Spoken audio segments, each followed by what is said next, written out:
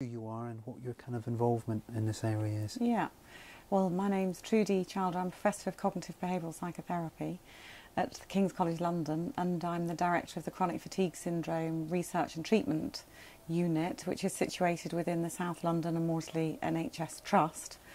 And I've been working in the area of chronic fatigue syndrome and persistent physical symptoms for probably about, 28 years, and have developed ways of understanding how these symptoms and associated disabilities get perpetuated. Okay. What's your preferred term at the moment? What do you tend to use? If I was forced into making a choice, it would probably be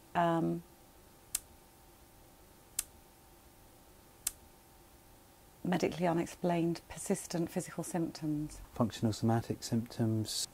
Something that's come up in the discussion we had with Rona. Yes. Was that the commissioners know what that means. So if you're applying for grants, if you're talking to other medics, they know what medically unexplained means. So yes. You can't change the names too much. Yes. Yeah.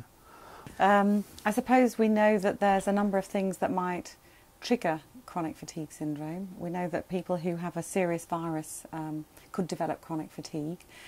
It could be just stress in general, but not just the virus itself, but also people's coping behaviours at the onset. Just stress in general can lead people to have persistent symptoms. Okay. So the more people appear to rest at the onset of the virus, just stress in general, the worse the outcome. Then the way in which people cope with their symptoms is all important in determining what happens to them.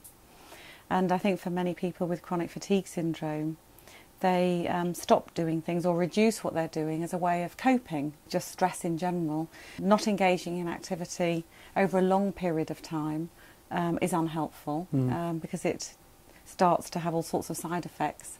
It deconditions people. It makes people more fearful then and more symptom focused.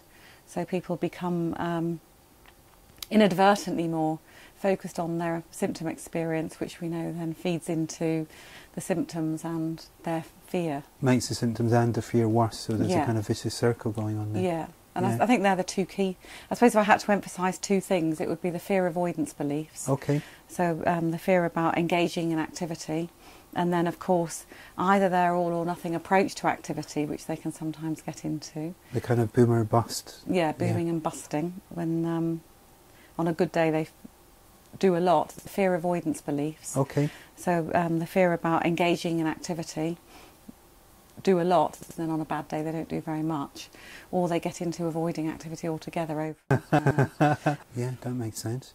Because if you're asking people to do a very small amount of activity regularly, often they can get tempted to do a lot more if they're feeling asymptomatic or quite energetic. Okay. It would be the fear avoidance beliefs. Okay.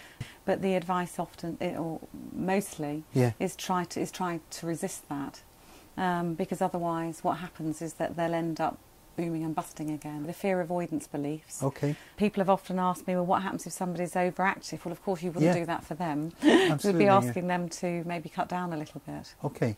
I suppose if I had to emphasise two things, it would be the fear avoidance beliefs. Okay. Yeah, that makes sense.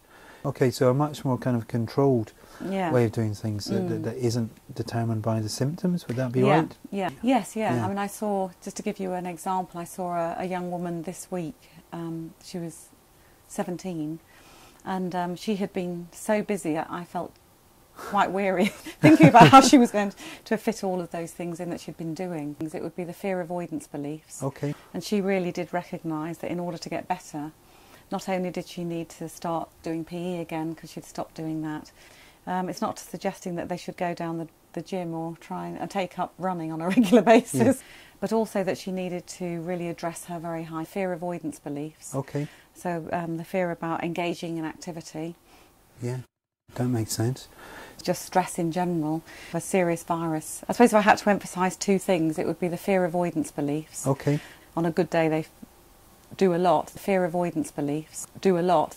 The commissioners know what that means. So if you're applying for grants, if you're talking to other medics, they know what medically unexplained means. So you can't change the names too much. Yes.